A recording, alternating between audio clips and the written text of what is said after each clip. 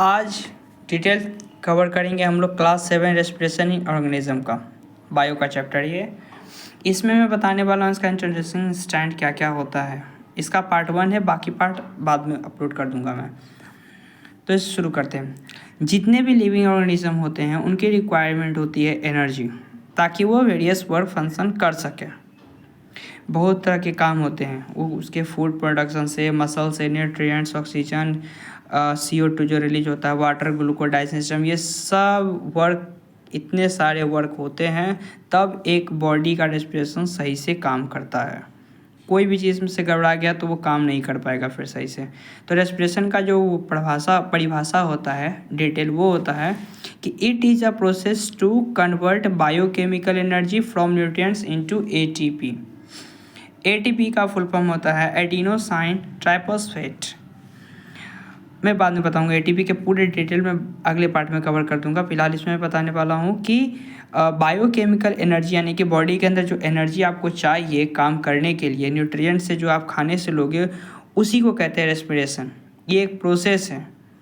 Respiration का process दो तरह से काम करता है, वो एक्सटर्नल और इंटरनल। इनहेल एक्सहेल इनके पार्ट्स होते हैं।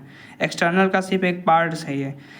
इनहेल में होता है कि हम लोग ऑक्सीजन लेते हैं फ्रॉम एयर से, जो हमारे लंग्स में जाता है। लंग्स उसको फिल्टर करता है एंड फिल्टर करने के बाद जो वेस्ट हो जाते हैं उसे CO2 को रिलीज़ कर दिया जाता है बाहर थ्रू नोज। माउथ के थ्रू भी होता है, ऐसा नहीं कि माउथ के थ्रू भी होता है रिलीज। एक्सटर्नल का यही फंक्शन होता है कि एक्सटर्नल में होता है कि ऑक्सीजन जो होता है वो गेट इन होता है बॉडी के अंदर और रिलीज CO2 होता है।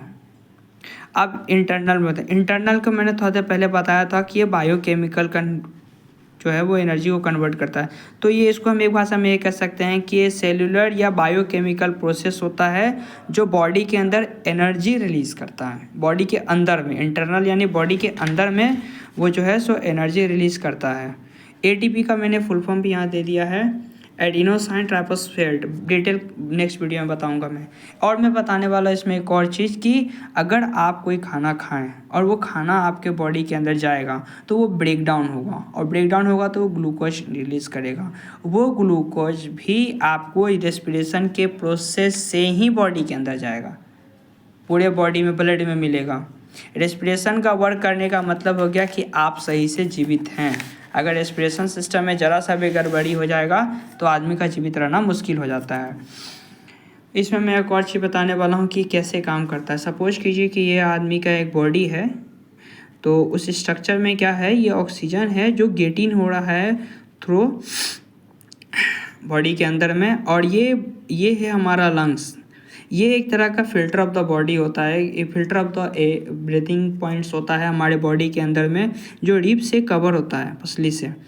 इसमें बेनिफिट क्या होता है हमारे शरीर को कि ये आपके शरीर में जितने भी एयर ऑक्सीजन आएंगे उसमें जो डस्ट पार्टिकल्स होगा वो यह मैंने थोड़ा सा बनाना मैंने भूल गया था। यहाँ पर नोज़ हेयर होता है।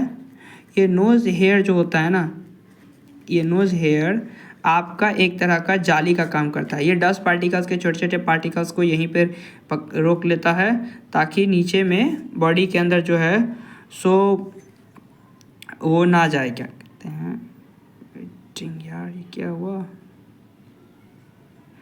चल रहा है।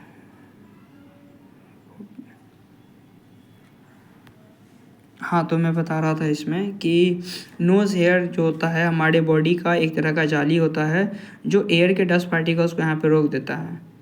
कुछ लोग होते हैं जिनको नोज़ हेयर को लगता है कि बहुत ज़्यादा बड़े हो गए और ख़राब लग रहा था। नहीं, ऐसा कुछ नहीं है। नोज़ हेयर वो एक बेहतरीन एक जाली का काम करता है जो डस्ट पार्टिकल्स को यहीं पे रोक देता है, धूलकण जितने होते हैं सारे। फिर ये आपके बॉडी में लंग्स में ऑक्सीजन को भेजता है। ये ऑक्सीजन की जो इम्पोर्टेंट पार्ट्स होते हैं जो ब्लड को चाहिए, ये यहीं से ब्लड में मिल जाता है। जो ब्लड को जितने ऑक्सीजन की ज़रूरत है वो यहाँ से ले लेता है। बचे हुए वेस्ट मटेरियल को ये यहाँ से रिलीज़ कर देता है। तो ये प्रोसेस यहाँ से ऐसे होती है, ऐसे होते हुए दोनों प्रोसेस वापस से ये नोज़ के थ्रू या माउथ के थ्रू CO2 बाहर रिलीज़ कर दी जाती है। इससे बेनिफिट यही होता है हमारे शरीर को कि हमारे शरीर में एक फ्रेश एयर बॉडी के अंदर आते रहते हैं। मैंने 1-2 पॉइंट्स में कवर किया था कि ये बॉडी में लिबरेटिक एनर्जी या मेटाबॉलिक एक्टिविटीज़ और फिजिकल एक्टिविटीज़ को ये बहुत ज़्यादा महत्व मिलता है इस प्रोसेस से। आई होप कि अब आपको समझ में आ गया होगा कि रेस्पिरेशन का ये प्रोसेस कैसे कैसे काम करता है। वीडियो देख के समझ जाएंगे। अगर कोई दिक्कत हो, ना समझ पाए तो कमेंट्स में करके हमको बता दीजिए कि सर मैं ये पॉइंट को नहीं समझा हूँ, मैं उसको फिर समझा दूँगा। Thank you.